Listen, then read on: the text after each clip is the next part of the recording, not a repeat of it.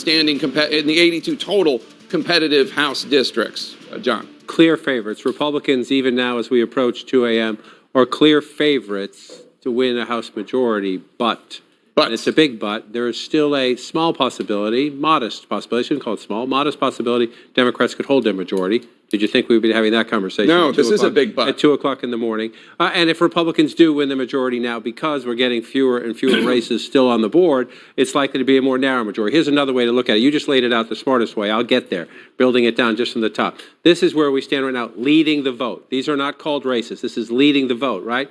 But if this were over right now, the Republicans would have a 3-seat majority in the House of Representatives. It's not over, but just think about the narrow realm we're talking about now. You mentioned earlier in the night, Kevin McCarthy earlier in the year said 60 seats. Some Republicans in the last week have been saying 30 seats.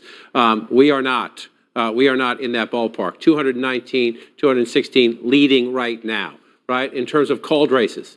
193 to 169. So Republicans clearly are getting close. It's 218. In terms of the called races, they're getting close. This is what you were just talking about here in the races that are still uncalled, and the Democrats leading in more of the competitive seats. You would say that's good for the Democrats. It is good for the Democrats. It's not good enough to prevent a House majority. We're not done yet again. But where we stand right now, it looks like the Republicans are on a path to get a narrow majority. But I just want to step back again and just look at this map. Right? That's not a red wave. That's nothing like a red wave. Nope. That could end up being enough for Republicans to get a small House majority, maybe a modest House majority, depending on how you define it. But that is a very competitive map in which a lot of Democrats in frontline districts scratched and clawed their ways to victory. That includes, we talked earlier tonight, in the Commonwealth of Pennsylvania, in Virginia, on one off here, where these races are off the board. Let me come out. That's uncalled. Let me come out of there. And you look. Democrats won 2 of the 3. They won this one here, a more Democratic district. They should have won. But if there were a red wave, that would be red. It is not. If there were a big red ripple, this one would be, next one down, sorry. Let me come over here to Abigail Sperrenberger's district. Even a big red ripple, this one would be red. It is not. And so these frontline Democrats scratched and clawed, not just in Virginia. You come out to Ohio, you see all this blue?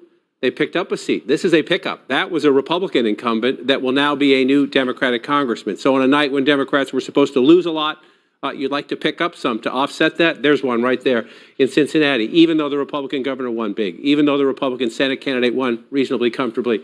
Marcy Kaptur, again, a veteran Democrat, scratching it out against a January 6th participant who lied about military service. Good candidate beats bad candidate. Here in Ohio. So you just come back out. You could keep going through these races. Let's go out to Colorado right now. The Democratic governor wins big. The Democratic senator, Republicans said they were going to give him the race of a lifetime. They did not. In the House races right out here, this is Lauren Boebert. Many of you may have heard of her. A more controversial pro-Trump member of the House Republican Conference, only at 83%. There's a ways to go here. There's room for her to catch up. But it's supposed to be the Democrats on their heels, and here you have a Republican incumbent. But just for people to understand, this is a district that is R+8. Right. R+8, and right now, look, she still might pull it out, but the fact that it's so competitive says that there's something going on here that certainly Kevin McCarthy, who, by the way, we expect to come out and speak live at any moment, that certainly Kevin McCarthy did not see coming at all. Right, and so texting with some House Republicans and Republican consultants more who work with the House consultants, and you're looking at this again. Lauren Boebert has time and room with 83% out. She may still pull this out, but the conversation, sarcastic conversation among Republicans right now is if you're going to have a 5 or 6 seat majority, would you rather have 5 and not her?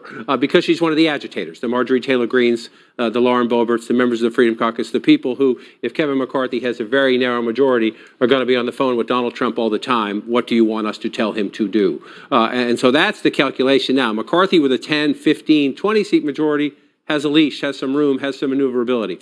McCarthy with a very small majority like that, it'll be a really interesting Washington. And Jake, especially if you take this, it's not a final number, but this is trending toward, it looks like there's still a possibility the Democrats keep the majority. Looks like the Republicans get a relatively narrow majority. And then you come here and you're looking at a map where Mitch McConnell right now, if he hasn't gone to bed, is having one more fine Kentucky bourbon. Because once again, he has looked at a map and said, I have a chance to be the majority leader.